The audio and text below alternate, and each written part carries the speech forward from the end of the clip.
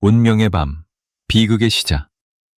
2019년 1월의 마지막 주, 온 나라가 설날을 맞아 따스한 가족의 품을 그리워하던 때, 경기도의 한 평화로운 시골 마을은 상상도 못할 악몽에 휩싸였다. 그 밤 마을에는 은은한 달빛과 미세한 서리가 대지를 덮고 있었다. 마을 사람들은 모두 집안에서 명절 준비로 분주했고, 마당 너머 풍겨오는 따뜻한 음식 냄새와 아이들의 웃음소리가 퍼져나가던 중이었다.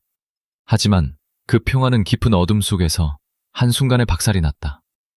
저녁 8시 30분경 마을을 가로지르는 좁고 구불구불한 시골길에서 날카로운 금속 파열음과 함께 엄청난 충돌 소리가 울려 퍼졌다.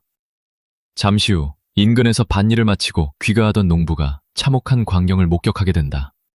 덜덜 떨리는 손끝으로 경찰에 급히 신고를 남긴 그의 목소리에는 공포와 충격이 묻어 있었다. 이날은 김민준이 평생 기다려온 결혼식을 단 하루 앞둔 날이었다.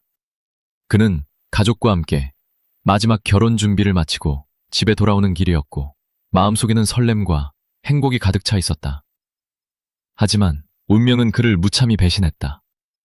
구급대가 도착했을 때 이미 그는 심각한 부상을 입은 채 의식이 없었고, 병원으로 옮기는 동안 끝내 다시는 깨어나지 못했다. 사람들의 마음속에도 깊은 의문이 남았다. 평소 안전하게 다니던 길, 급경사도 없는 직선도로에서 왜 이런 끔찍한 사고가 벌어졌을까? 무엇보다 사고를 낸 것으로 추정되는 승합차의 운전자는 자취를 감췄고, 현장엔 운전자의 흔적조차 남아있지 않았다. 급히 수집된 주변 CCTV에도 단서가 거의 담겨있지 않아 마치 실제로 존재하지 않는 유령이 나타났다 사라진 듯한 신비로움만이 감돌았다. 김민준의 가족과 예비 신부 이소영은 믿을 수 없음에 눈물만 삼켰다.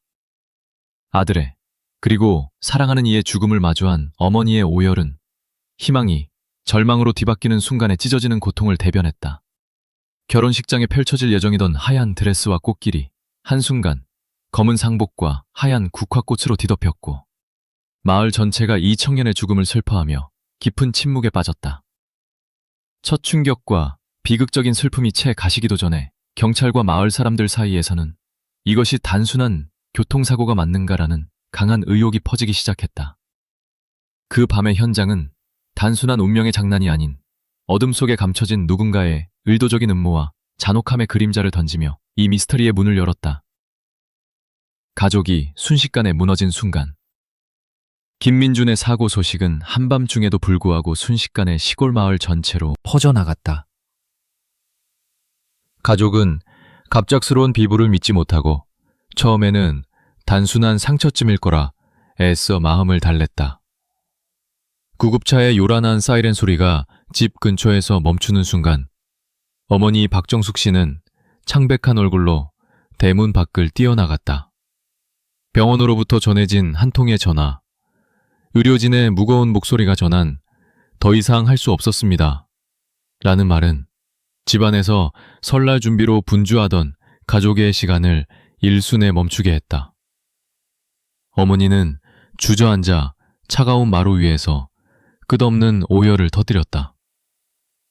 먼지를 뒤집어 쓴 장독대, 아직 미처 정리되지 못한 명절 음식 재료들이 널브러진 부엌이 김민준 없는 빈자리를 더욱 처연하게 드러냈다. 세상에, 내 아들, 아직 한 번도 웨딩드레스 보는 것도 못 보고 갔구나. 라는 절규가 새벽 공기를 찢으며 온 집안을 휘감았다. 한편 결혼식을 앞두고 행복에 겨워있던 이소영은 전화 한 통에 모든 꿈이 산산조각 났다. 하얀 웨딩드레스를 고르며 미소 짓던 지난 날이 눈앞에 아른거렸지만, 이제는 눈물에 젖은 하얀 수의와 검은 상복밖에 남지 않았다. 어릴 적부터 늘 함께였던 민준과의 추억, 학교와 버스 정류장에서 손을 잡고 웃던 모습, 데이트하며 나눴던 따뜻한 대화, 모든 것이 한순간에 영영 닿을 수 없는 과거가 되고 말았다. 민준의 여동생 김수지는 오빠가 남기고 간 물건들을 부여잡고 소리 없이 흐느꼈다. 서랍에 고이 정리되어 있던 청첩장 더미, 아직 완성되지 않은 두 사람의 결혼 앨범 샘플. 그리고 우리 가족 행복하게 오래오래 살자는 다이어리의 짧은 메모가 유일한 위로이자 더 깊은 상처였다. 마당 앞에서는 이웃들이 삼삼오오 모여 망연자실한 표정으로 망자를 위로했다. 한 세대 전체가 민준의 죽음 앞에 침묵으로 애도를 표하며 얼마나 많은 기대와 희망이 한순간에 사라졌는지 서로 미처 위로할 말조차 잃었다. 누구도 예기치 못했던 끝없는 상실 속에서 그 밤 민준의 집안은 슬픔, 절망, 분노, 무력함이라는 네 가지 감정이 겹겹이 내려앉은 무거운 밤을 맞이했다. 김민준이라는 이름을 부르는 것만으로도 눈물이 나던 그 시간, 가족의 봄은 영영 돌아오지 않을 겨울로 얼어붙고 말았다. 현장에는 풀리지 않는 의문이 가득했다. 사고 발생 직후 경찰과 과학수사팀은 새벽 공기를 가르며 사건 현장으로 급하게 달려왔다. 평소라면 인적 드문 그 도로가 이날만큼은 강한 서치라이트와 사이렌 소리, 타이어 자국과 피로 얼룩진 콘크리트가 참혹했던 충돌의 순간을 말해주고 있었다. 하지만 이 현장은 교통사고라고 보기에는 지나치게 정돈되어 있었다. 무엇보다도 차량의 도랑으로 굴러떨어질 정도의 심각한 충돌임에도 불구하고 승합차의 브레이크 자국이 도로 위에 단 한 줄도 남아있지 않은 점은 매우 비정상적이었다. 마치 운전자가 마지막까지 속도를 줄일 생각조차 하지 않은 듯했다. 차체를 따라 넓게 퍼진 타이어 흔적은 오히려 의도적으로 진로를 바꿔 피해자 쪽으로 돌진한 듯한 각도를 그리고 있었다. 사건 당일 저녁 비가 오지 않았음에도 차량 곳곳은 물과 비누, 청소용 약품의 냄새가 은은하게 묻어 있었다. 실내를 조사하던 현장 감식 요원은 손잡이와 내부 패널, 핸들, 시트 등 모든 접촉면이 놀랄 만큼 깔끔하게 닦여 있음을 발견했다. 차량 안에는 신분증, 보험증, 심지어 휴지 한 장조차 남아있지 않았다. 더욱 기이한 점은 차량의 신원을 확인할 수 있는 모든 번호, 차대 번호와 엔진 번호가 공구로 갈려 거의 완벽히 지워졌다는 것이었다. 약간 남아있는 마지막 세 자리 숫자만이 가까스로 정체를 짐작하게 할 뿐이었다. 범인은 치밀하게 자신의 흔적을 지우려 한 정황이 역력히 보였다. 현장 부근의 CCTV는 오래되어 영상을 제대로 담아내지 못했다. 인근 상가에서도 해당 시간대에 지나간 차량이나 사람을 명확히 목격한 사람이 없었다. 불을 밝히고 밤을 새운 조사관들은 이것이 단순한 사고가 아니라는 불길한 의심을 품기 시작했다. 무엇보다 도로 구조상 차량이 익숙하지 않으면 쉽게 과속하거나 도랑으로 빠질 가능성이 낮았다. 사고 구간은 시내와 멀리 떨어져 있으며 마을 주민들도 이곳에서 이런 사고는 평생 처음이라고 입을 모았다. 게다가 차량이 두 개의 번호판을 번갈아가며 사용한 흔적이 확인됐고 교통사고 직후 운전자나 동승자를 목격한 이는 단 한 명도 없었다. 사건은 시간과 함께 더 미궁으로 빠져들었다. 현장 일대의 토양과 풀잎, 심지어 도랑물에서도 이렇다 할 생물학적 흔적이 검출되지 않았다. 마치 하룻밤 사이 누군가 모든 실마리를 감쪽같이 훔쳐갔다는 느낌마저 들었다. 경찰 내부에서는 두 가지 상반된 의견이 오갔다.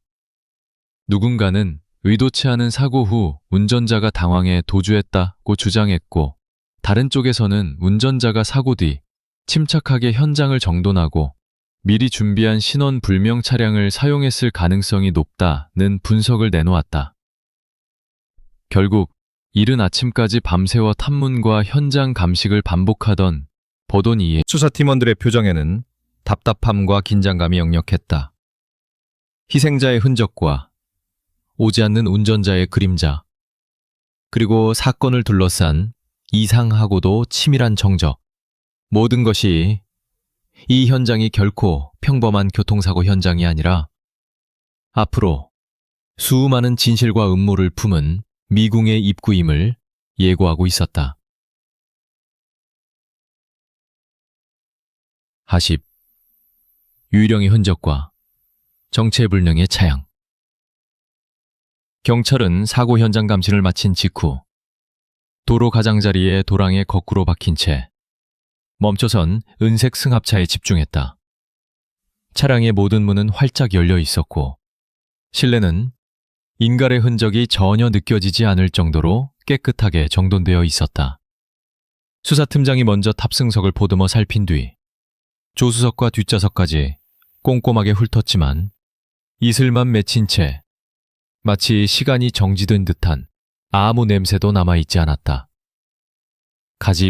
가장 먼저 수사팀의 주목을 끈 것은 술리아 10, 도기워 우전은 18일대리. 어느 당일 열 차량, 동해거 차량의 금속 프레임 쪽으로 눈을 들렸다. 차량 정체를 결정하는 차대 번호와 엔진 번호는 각자의 철제 플레이트에 새겨져 있지만 그 자리는 무언가 날카로운 연마기로 깎아낸 흔적이 뚜렷했다. 빛을 비추어 보면 숫자의 자국마저 일부러 강하게 긁힌 부분만 흐릿하게 남아있을 뿐 원래의 조합은 완전히 지워진 상태였다. 전체 가운데에서 겨우 1023이라는 세 자리만 윤곽만 잡혀 있을 뿐 더 이상의 데이터는 복원조차 불가능했다. 불의 10. 수사관들은 신강초. 이때부터 경찰은 직감했다. 범인은 단순히 사고를 내고 도망친 음주 운전자나 초보 운전자 같은 즉흥적 존재가 아니라 애초에 경찰 과학 수사의 모든 절차와 관행, 심지어 현장에 남을 증거의 유형까지 미리 예측하고 대응한 차량 내부에서 추가 증거 수집에 주력했다. 손잡이, 대시보드, 스티어링 휠, 기어, 시트 등 손이 닿는 모든 표면을 루미놀 용액과 특별한 분말로 정밀하게 검사했지만 손가락 자국 하나조차 남아있지 않았다. 정종나, 계기판 옆, 운전석 아래 바닥 매트, 차문 틈새, 그리고 차량 아래까지 샅샅이 훑었으나 머리카락 한 올, 흙먼지, 옷 섬유조차 발견하지 못했다. 마치 누군가 과학 수사에 대비하여 노력한 결과처럼 실내에는 세제 냄새와 표백제, 미미하게 비누내음, 그리고 깨끗한 소독약의 잔향이 배어 있었다. 상십. 병원. 했을 것이라는 일말의 기대마저 완전히 무너졌다. 추가로 사건 발생 전후 현장 인근 CCTV와 블랙박스 영상을 모두 수거해 분석에 돌입했다. 그러나 그 일대는 노후된 농촌 지역이었기에 감독 장비 성능이 떨어졌고 밤 시간 영상은 대부분 흐릿하거나 쓸모없는 장면뿐이었다. 불빛이 번져 차량의 형태조차 식별할 수 없는 데다 가까운 구간에 운행 기록을 남긴 차량도 없었다. 오히려 이 부분이 수사팀에게 더 강한 의문을 던져주었다. 이 차는 어디서 왔고 어떻게 이렇게 흔적도 없이 사라진 것인가? 경찰은 통합도로 관제 시스템을 집중 분석했다. 사건 현장으로 들어오는 진입로나 대로에서 벤이 적발된 기록은 없었다. 게다가 사건 직후 정차 혹은 유턴해서 나가는 차량 역시 감지할 수 없었다. 인근 주민들도 사고 순간 이후 승합차에서 내리거나 어디론가 방향을 트는 사람을 본 기억이 없었다. 심지어 고장난 차량을 처리하는 견인차 호출 기록도 남아있지 않았다. 시간이 하루, 이틀 지나며 수사팀의 분위기는 점점 무거워졌다. 언론은 경기 유령차 사건이라 명명하며 연일 보도를 냈고 일부 지역 주민 사이에서는 밤마다 도로에 정체불명의 차가 나타난다. 사고 며칠 전 낮에도 보았었다는 불안한 소문이 돌았다. 형사들은 사건 당일 승합차가 마치 목적지를 미리 정해온 듯 특정 구간에서만 나타났다가 사고 후 즉시 증발한 것에 주목했다. 누구도 차량이 버려진 장소 인근에서 오가는 사람을 보지 못했고, 심지어 차량을 범행에 사용한 뒤 별도의 탈출 경로를 미리 준비했을 것이라는 전문가의 의견도 제기됐다. 보이지 않는 적을 상대하는 기분이었다. 조사팀 부팀장이 사건 수사일지에 남긴 기록은 이 차량이 조작된 흔적, 번호판의 도난, 신분 정보의 완전 삭제, 내부 완벽 청소, 병원 기록조차 없는 도주자라는 4겹의 방어막이 수사망을 조소하듯 겹겹이 둘러싸고 있음을 보여주었다. 더불어 경찰은 차량 밑면과 바퀴, 셰시 등에 묻은 흙과 식물 조각을 채취해 국립과학수사원에 감식 의뢰했다. 미세한 단추와 진흙, 작은 풀뿌리 하나까지 현지 농촌 지형과 대조한 결과 차량의 최소 3군데 이상의 논길, 2군데는 인적 드문 인도, 산길, 그리고 1군데 도심 외곽 자투리 땅을 지나온 사실을 밝혀냈다. 그러나 경로 추적마저 번호판과 CCTV에서 끊기면 모든 것이 무의미했다. 객관적 실마리를 좇으려던 수사팀은 결국 벽에 부딪혔다. 모든 공식 정보, 차량 등록, 보험 이력, 차 대번호, 엔진 번호, 번호를 찾죠. 방꿀 한번 블랙박스 CCTV 루머스, 위시 위장 흔리, 현장 흔적, 지문 DNA, 혈흔은 완벽 청소, 운전자의 생체 정보, 병원 기록, 부상자를 미확인. 마치 사건 자체가 존재하지 않아야 했던 것처럼 차량의 존재는 기록상 완전한 공백으로 처리되었다. 형사들은 머리를 감싸쥐고 별도의 범죄 심리 분석관을 투입해 과연 이 유령차의 목적은 단순 도주였는지 아니면 처음부터 완전 범죄를 도모한 치밀한 계획 범죄인지를 끝없이 논의했다. 일상적인 교통사고 가해자의 범행 심리라면 불과 몇 분, 최대 수시간 내에 들통나게 마련이다. 하지만 이번 사건은 무려 며칠 전부터 범행 도구로 쓸 차량을 찾아 번호판을 도난, 신분 흔적을 완전 삭제, 차량 내부까지 깨끗이 청소한 뒤 오로지 한순간을 노려 범행에 사용했다. 보이지 않는 손, 도무지 쫓아갈 수 없는 미제 수사의 압박감이 수사팀 전체를 지배했다. 주민들의 반응 또한 불안과 두려움으로 뒤섞였다. 아이 손을 잡고 절대 혼자 다니지 말라고 당부하는 부모부터 밤길 순찰을 요청하는 이장, 대문마다 CCTV를 새로 다시는 이웃들까지 마을 전체가 미확인 위협이 현존하는 듯 불안에 떨었다. 단 하나 남은 단서는 사라진 운전자의 정체였다. 그가 사건 직후 어디로 어떻게 사라졌는지, 그 흔적조차 무엇이 실제이고 무엇이 위장인지를 가늠할 수도 없었다. 수사팀장은 마지막 수사 일지에 이렇게 남겼다. 정체불명의 유령차. 그 안에는 얼굴 없는 원한과 치밀함, 그리고 오늘 밤도 사라지지 않는 공포만이 남아있다. 결정적 목격자의 등장. 모든 공식 존재의 흔적이 지워지고 증거는 미궁에 빠진 채 경찰 수사팀은 막막함과 좌절 속에 답답한 시간을 보내고 있었다. 유령처럼 사라진 운전자, 행방이 감감한 범행 차량, 그리고 무너진 가족의 슬픔 속에서 수사선을 뚫어줄 결정적 실마리는 좀처럼 나타나지 않았다. 그때 누구도 주목하지 않았던 이웃의 기억이 모든 흐름을 바꿔놓기 시작했다. 사고 발생 3일째 저녁, 담당 형사가 피해자 김민준의 집 근처 골목을 돌며 주민 탐문에 나섰을 때였다. 이소영의 집 맞은편에서 30년 넘게 살아온 박복순 할머니는 연초의 추운 저녁임에도 대문 앞 평상에 앉아 마을 분위기를 물끄러미 지켜보고 있었다. 경찰은 즉각 메모장과 필기구를 꺼내들고 자세하게 묻기 시작했다. 형사는 즉시 할머니와 함께 2차 출몰했던 위치로 직접 이동해 확인하는 절차를 밟았다. 할머니의 안내로 이소영 집 앞 10여 미터 지점에 텃밭과 잡초가 박복순 할머니는 며칠 전에 여기 은색밴이 세워져 있었어요. 라며 방향을 손가락으로 가리켰다. 할머니 이 일부는 밤이건 낮이건 그 승합차는 늘 마치 시간을 재듯이 나타났다 사라졌다. 심지어 몇 시간씩 아무것도 하지 않고 멈춰 있었고 차 안에 타고 있는 사람의 표정은 차가웠다. 라고 증언을 덧붙였다. 어떤 날은 박복순 할머니의 남편이 수상함을 견디다 못해 창문을 두드리고 아저씨, 누구 찾으세요? 라고 물었지만 남자는 아무 말 없이 창을 올리고 차량을 급히 출발시켜 골목을 빠져나갔다고 했다.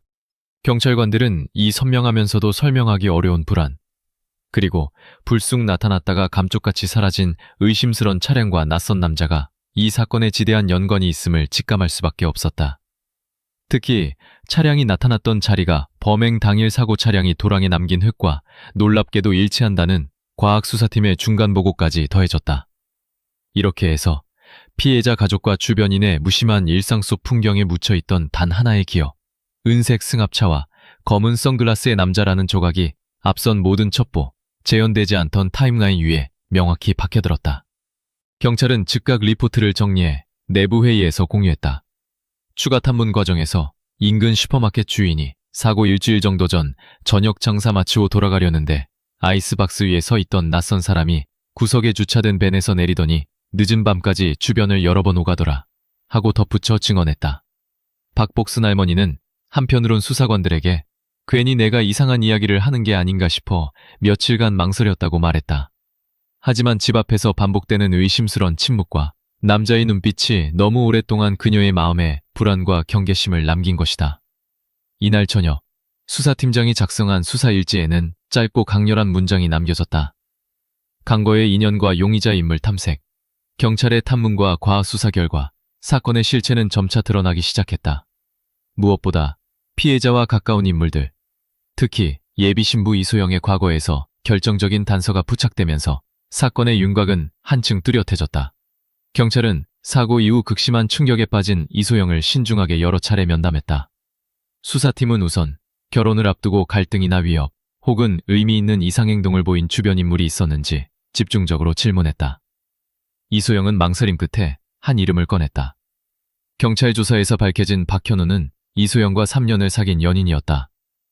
두 사람은 인정 강동아리여서 만나 친구처럼 지냈고 한동안 가족에게도 인정받던 사이였으나 박현우의 성격적 변화가 관계를 서서히 무너뜨렸다. 수사팀은 이런 과거의 정보를 바탕으로 최근 박현우의 행적과 심리 상태를 정밀 분석했다. 면밀한 프로파일링 결과 그는 혼자 임대주택에 머물며 가까운 가족이나 친구와도 연락이 뜸한 편이었다. 직업도 불규칙해졌으며 소셜미디어에는 결별 이후 이소영을 암시하는 글 혹은 선명히 직접 언급하는 댓글들이 여러 차례 남겨져 있었다. 무엇보다 주목할 점은 사고가 일어나기 약 일주일 전 박현우가 서울에서 사라졌다는 사실이다. 경찰은 주변을 더욱 집중적으로 탐문했다. 이렇게 구체적으로 드러난 박현우의 행동 패턴, 심리, 그리고 사고 전후의 불분명한 행적은 사건의 새로운 전기를 마련한다. 수사팀은 그의 과거 행적도 하나씩 조명했다.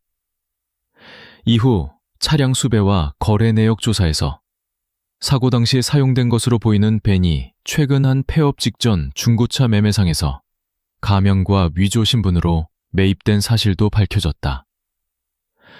매매 기록의 서명 지문은 박현우의 기존 신원 자료와 일치했다. 박현우는 우울감, 좌절, 고립감에 시달리면서도 집착 대상인 이소영을 향한 자기 파괴적 충동을 숨긴 채 오래 준비했고 범행 당일을 위해 차량 자체를 흔적 없이 가공 차단하며 심지어 현장 소독과 증거 삭제에까지 철저히 대비했다. 수사 기록에는 이런 대목이 적혀 있다. 마을 사람들 역시 평범했던 청년이 순간적으로 괴물로 변해버린 비극에 놀라움을 금치 못했다. 피해자 가족들은 우리 아이들이 이토록 끔찍한 원망의 표적이 될 줄은 꿈에도 몰랐다 며 다시는 회복할 수 없는 상처만이 남았다. 결국 이 사건은 한 인간 내면의 어두움과 소유욕, 그리고 사랑이 분노와 집착으로 변질될 때 어떤 파국을 맞이하는지 사회 전체에 묵직한 경고를 남겼다. 동시에 이토록 집요하고 완벽하게 준비된 범행에도 불구하고 평범한 사람들의 기억, 작은 목격 하나하나, 생활 반경 속 정성스런 질문이 모든 역사의 조각을 모은다는 사실을 확인시켰다. 유령차의 흔적을 추적하다 사건의 전모가 서서히 드러나긴 했지만 결정적인 증거의 핵심에는 여전히 그날 밤 도로에 나타났던 정체불명의 유령차가 있었다. 이 차를 찾아내지 않는다면 사건의 실마리는 언제든 안개처럼 흩어질 수밖에 없었다. 경찰 수사팀은 시간과의 싸움 속에서 이 유령차를 쫓아 전국 각지의 흔적과 행방을 집요하게 파고들었다. 우선 수사팀은 오랜 노력을 끝에 한 자동차 매매상 사장에게서 결정적인 진술이 나왔다. 이 과정에서 경찰은 수사팀은 그 결과 사고 며칠 전 한밤중 경기도 외곽 톨게이트에서 잠깐 포착된 은색 승합차 한 대가 있었다. 해당 영상에는 차량 번호판 일부가 빛에 반사되어 판별이 어려웠지만 차량 차적, 외관 특징, 앞유리 스티커의 위치까지 과학수사관이 정밀 분석했다. 그리고 해당 차량이 사고 당일까지 지역 마을 주변을 반복적으로 돌았다는 가설을 세울 수 있었다. 또 다른 증거는 수사팀은 여기에 그치지 않고 특히 사건 며칠 전 한 슈퍼마켓 점주가 이상하게 생긴 남자가 벤에서 큰 상자와 청소용품을 내리고 다시 싣는 장면을 보았다고 증언했다. 이런 사소한 목격담까지 경찰은 직후 과학수사로 연결해 현장에 남아있던 클리너 병의 미세 플라스틱 조각과 비교 일치점을 찾아냈다. 그러나 결정적 행방 추적은 언제나 막연한 두려움과 부정확성이 동반됐다. 용의자가 차량 변조, 주기적 번호판 교체, CCTV 사각지대 활용, 휴대폰 미사용 등 다양한 방법으로 흔적을 감추었기 때문이다. 경찰은 이따금씩 정말 잡아낼 수 있을까? 라는 회의감에 시달리면서도 지역 주민, 주변 상가, 도로관리업체에 프린트된 차량 사진을 일일이 배포하고 혹시라도 수상한 이동, 냄새, 소리가 느껴진다면 즉각 신고해 줄 것을 당부했다.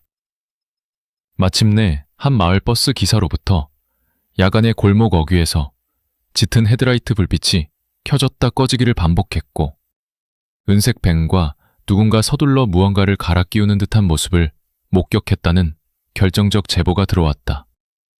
경찰은 해당 위치의 흙, 잔디, 타이어 자국까지 수거해 국과수 정밀 분석에 붙였고 실제로 용의 차량과 동일한 타이어 패턴이 확인됐다. 이렇듯 경찰은 수색 과정 중 수사팀은 수차례 좌절과 회의에 빠지기도 했다. 데이터 사각지대, 기술적 한계, 용의자의 치밀함, 예기치 못한 주변 협조 지연 때문이었다. 그러나 한번 포착된 매듭은 풀기 어렵더라도 반복된 탐문과 분석, 그리고 포기하지 않는 시선만이 결국 오늘의 미스터리를 현실로 끌어낼 수 있다는 사실을 수사팀 모두가 가슴 깊이 새기게 됐다. 경찰은 마지막으로 이렇게 수사일지에 적었다. 하이찌 증거 대조의 여정, 장기화된 수사가 점차 답보 상태에 빠질 무렵 경찰은 사건의 단편적 단서들을 단순 수집이 아닌 종합적으로 대조하고 재조합하는 작업에 본격적으로 착수했다. 현장에서 얻어진 모든 증거, 목격자의 진술, 과학수사 결과, 용의자의 벤상도 행적 데이터, 차량 기록, 번호판 정보, 교통 및 통신 기록, 심지어 지역 주민의 소문과 SNS 흔적까지도 로지컬 타임라인 위에 하나씩 배치하고 연결해가는 절차였다. 가장 먼저 수사팀이 주목한 것은 용의자 박현우의 시간적, 공간적 부재 패턴이었다. 서울에서 통상적으로 사용하던 직장 출퇴근 동선, 신용카드 결제 내역, 휴대폰 접속 로그 등이 사고 발생 주간에 이례적으로 묻혀 있음을 파악했다.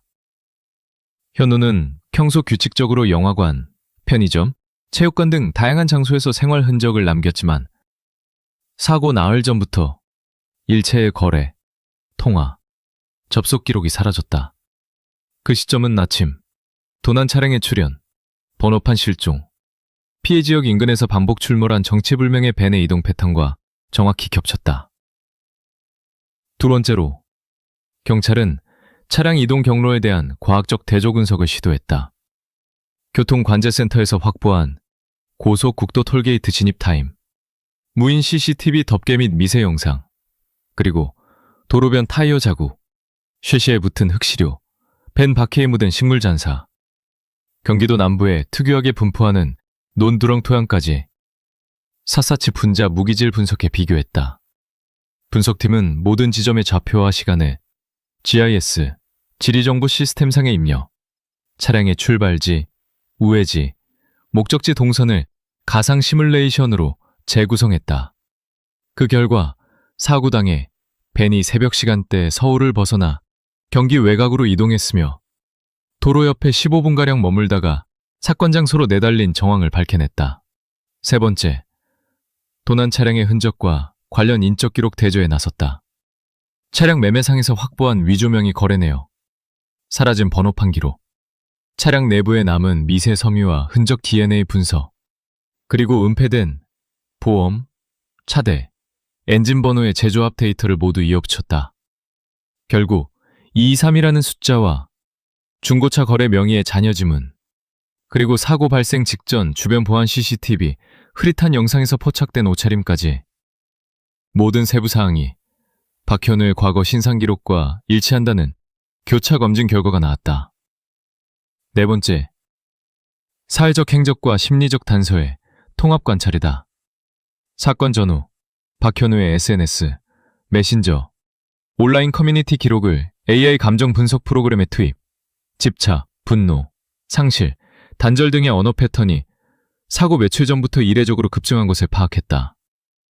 뿐만 아니라 이소영 주변 지인들에게 시도된 차단된 문자 발신, 상가 CCTV의 반복적 출연, 그리고 사고 전날 범인의 추정 이동 경로에 다녀온 외부인 명단 등도 모든 수사 자료와 함께 유의미한 자기반복 현상을 보였다. 마지막 결정적 대조는 증인 기억과 현장 계측 데이터의 융합이다.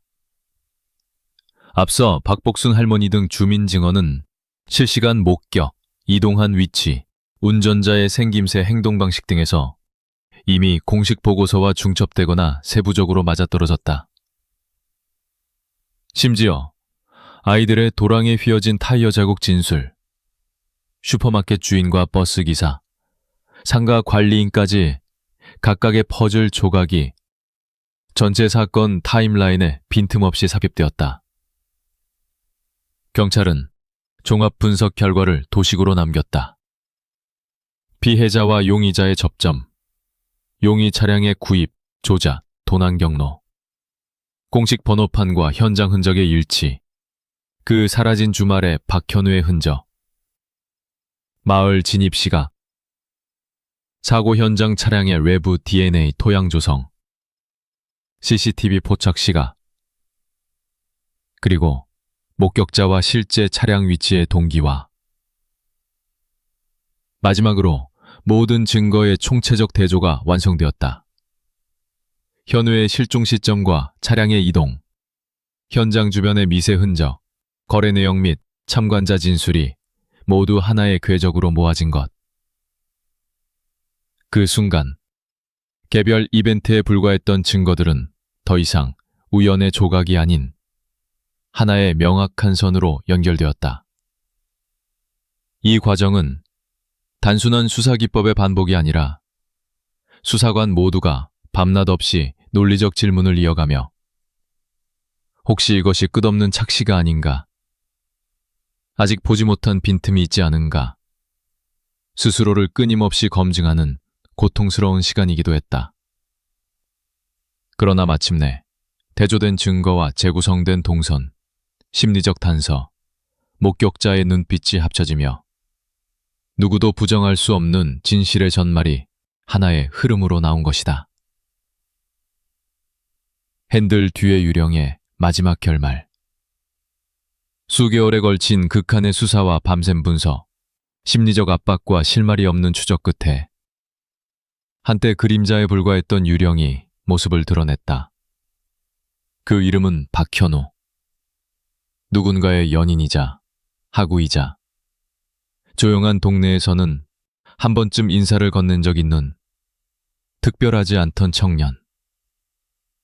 하지만 집요함과 집착, 그리고 치밀하게 준비된 완전 범죄의식이 한때 살아 숨쉬던 인간성을 송두리째 뒤틀어 놓고 말았다. 체포의 순간, 그날 서울의 한 싱크홀 같은 고요한 원룸촌. 경찰 기동대와 강력반 수사팀이 건물 외벽을 타고 올라갔다. 내부는 어지럽게 흩어진 메모, 소주병, 그리고 한쪽 벽에 덩그러니 놓인 컴퓨터와 휴대폰, 폐기된 차량 부품이었다. 박현우 씨 맞으십니까? 차갑게 굳은 눈으로 단호한 질문이 이어졌다. 현우는 잠시 숨을 들이켠 뒤 마침내 입을 열었다. 소영이 행복하게 두면 안 된다고 생각했습니다. 내가 아니면 누구도. 피해자의 고통보다는 오로지 자신의 절망만이 복잡하게 응고된 눈빛이었다. 자백과 수사 종결 이어진 신문에서 박현우는 사건을 처음부터 계획했고 범행 전 중고 차량 매매, 번호판 절도, 차량 흔적 삭제, 탈출 경로 선정, 사건 후 은신지도 모두 수십 차례 시뮬레이션했음을 실토했다. 정신 감정 및 면담에서 그는 이성의 잔해 속 극단적 자기 연민과 왜곡된 원한, 그리고 애착이 분노로 변질되는 과정을 고스란히 드러냈다. 최종 증거 조합 결과 차량 내 외부의 미세 흔적, 거래 내역, 현장 타이어 자국, 폐기물 분석, 목격자의 육성 증언, 용의자의 SNS 기록 및 현장 검거 전후 심리 패턴, 전부가 재판부에서도 인정될 만큼 완벽하게 일치됐다.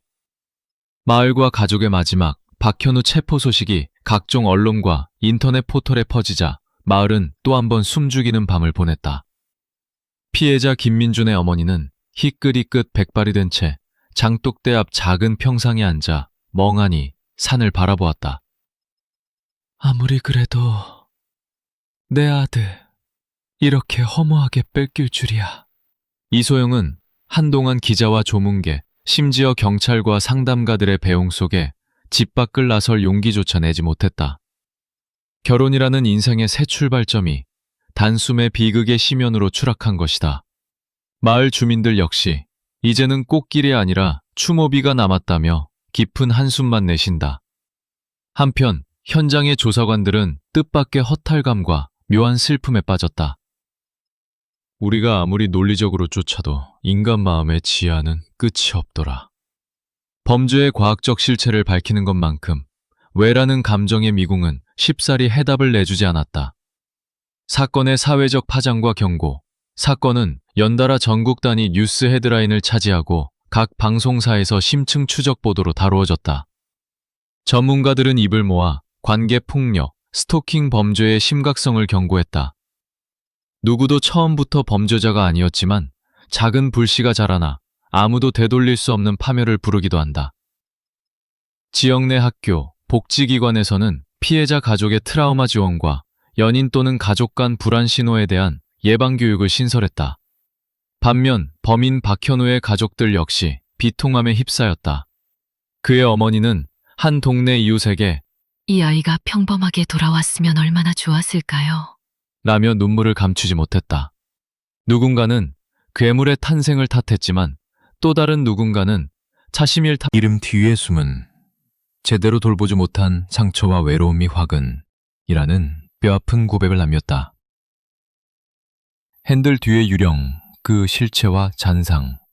박현우는 교도소로 이송되던 날 마지막으로 내가 사라진 뒤에도 밤길에선 늘 누군가의 그림자가 따라다닐 것이란 말을 남겼다. 그의 뒤틀린 집착은 끝내 많은 사람들의 계절을 겨울로 얼려버렸다. 사건을 담당했던 수사팀장은 마지막 보고서에 이렇게 적었다. 그렇게 핸들 뒤의 유령 사건은 단지 한 트라우마가 아니라 일상 속 숨어있는 위험의 징후를 미리 마주하고 평범한 이웃과 가족, 사회 모두가 그 소용돌이를 더 일찍 막아야 한다는 자각의 경종으로 오랫동안 기억이 남았다. 사건이 끝난 것은 증거와 판결 때문이지만 남겨진 마음의 겨울은 이제부터 시작이다.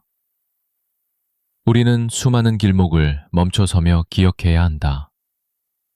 유령은 차 안에서만 운전하는 법이 없고 항상 외로움, 분노, 무관심의 밤길로 다시 나타날 수 있다. 법정과 남겨진 사람들의 교훈. 사건의 모든 진실이 드러난 후 박현우는 살인 및 사전 계획 범죄로 기소되어 법정에 서게 되었다. 전국의 이목이 집중된 재판은 단순 일회성 형사사건이 아니라 관계 폭력과 사랑에 뒤틀린 소유 욕이 빚어낸 사회적 참사로 규정되며 큰 반향을 일으켰다. 사건의 재판 과정과 쟁점 공판이 시작되자 피해자와 가해자 가족, 마을 주민, 심지어 관련 심리 전문가까지 증인석에 서면서 법정은 비극의 현장이자 공공의 치유의 장이 되었다. 변호인은 심신미약과 우발적 범행을 주장했지만 검찰과 수사팀은 박현우가 몇 달에 걸쳐 범행 수단을 준비하고 신분을 위장하며 범죄 후 치밀한 증거인멸과 도주 시나리오까지 모의한 치밀함을 낱낱이 제시했다. 이소영과 김민준의 가족은 피고인의 얼굴을 차마 바라보지 못한 채 피를 토하는 마음으로 진술문을 읽었다. 수개월에 걸친 재판 끝에 재판부는 범행 동기, 준비 과정, 완전 범죄 의식, 피해자와 가족의 상처, 사회 전체에 미치는 악영향을 들어 박현우에게 법정 최고형인 사형을 선고했다. 판사는 판결문에서 다음과 같이 밝혔다. 누군가의 평범한 사랑이 죽음과 분노, 절망의 칼로 바뀔 수 있다는 사실이 아직도 믿기지 않습니다. 우리 아이는 결혼식이라는 일생일대의 행복을 앞두고 삶을 잃었습니다. 이 상처를 김민준의 유가족과 이소영은 오랫동안 외부와 연락도 끊은 채 슬픔에 잠겼다. 특히 어머니 박정숙 씨는 재판 현장에서 몇 번이나 실신할 뻔하며 아들의 이름을 간신히 부르짖었다. 집안은 차디찬 겨울처럼 침묵만이 감돌았다. 그러나 시간이 흐르면서 가족들은 마을 이웃과 상담 전문가, 사회 봉사자들의 지속적인 지지와 돌봄을 받으며 서서히 삶의 균형을 되찾아갔다. 이소영은 스스로 자신의 상처를 숨기지 않고 용기 내어 심리치유센터에 등록했다. 그리고 지역 여성 모임에서 연애가정 폭력 예방 강연을 맡으며 조심스럽게 말을 이어갔다. 저처럼 평생 상처로 남지 않으려면 작은 위협 신호도 꼭 주변에 알려야 해요. 제2, 제3의 피해자가 이웃 안에서 더 이상 생기지 않았으면 하는 마음뿐이에요. 누군가는 이소영의 말에 슬퍼했고 또 누군가는 침묵으로 고개를 숙였다. 그럼에도 아픔은 나누면 나눌수록 통증이 조금 약해진다는 단순한 진실이 남겨진 이들 사이에 천천히 뿌리 내렸다. 가해자 가족의 고통과 반성. 한편 박현우의 부모 역시 사회적 손가락질과 양심의 죄책감으로 고통받았다. 부인은 이웃에게 겁이 나서 집 밖에 한 발짝도 내딛지 못한다고 토로했다. 아버지는 몇 번이나 피해자 가족에게 눈물로 사죄 편지를 보냈지만 용서를 바라는 마음보다 아들의 인생을 되돌릴 수 없는 사실에 더 큰 절망을 안았다. 그들 역시 사랑을 주는 방법이 무엇인지, 관계의 단절과 파괴가 누구에게 상처가 되는지 깊은 자기 성찰에 잠길 수밖에 없었다. 마을과 공동체, 변화의 시작. 마을 전체가 이 사건을 계기로 바뀌기 시작했다. 이장은 위험한 골목마다 CCTV를 늘리고 밤길 순찰과 지역 경계 모임을 활성화했다. 학교에서는 일찍부터 관계폭력, 스토킹 예방 교육을 정례화했다. 복지기관은 피해자 보호 매뉴얼을 만들어 위기 신호가 감지되면 곧바로 공동체가 개입하는 행동 지침을 세웠다. 사회적 논쟁과 장기적 울림 사건 보도 이후 언론과 국회, 심리 전문가 사이에는 관계 범죄에 대한 책임 공방과 안타까움, 예방책 마련 논의가 계속되었다. 살인의 법적 처벌만으로 끝나지 않는다. 사회 공동체와 국가의 감시와 지원, 피해자 보호 제도가 훨씬 촘촘하게 정비되어야 한다. 국회에서는 스토킹 처벌 강화법, 데이트 폭력 대응 지침이 다시 거론되고 각종 상담 전화와 신고 체계도 각자의 방식으로 긴 치유와 성장이 남았다. 누군가는 슬픔을 예술과 글쓰기, 봉사활동에 담아냈고 또 다른 누군가는 여전히 밤마다 잠을 설치며 고통스러운 기억과 싸웠다. 돌아올 수 없는 존재를 대신해 살아남은 자들이 마음과 삶의 경계를 더욱 단단히 세워야 한다. 이 자체가 이 마을, 이 사회에 던진 가장 큰 교훈이었다. 변호사는 최종 변론에서 이렇게 말했다. 판결이 내려졌고 해는 또 떠오르지만 이 비극이 남긴 흔적은 마을 곳곳, 사람들 마음 구석구석마다 깊게 각인되었다. 사랑은 감정이지만 동시에 타인에 대한 존중과 경계, 그리고 적절한 거리감이라는 사회적 약속이어야 한다. 경계를 넘는 사랑은 슬픔과 후회를 남기는 범죄로 변질된다.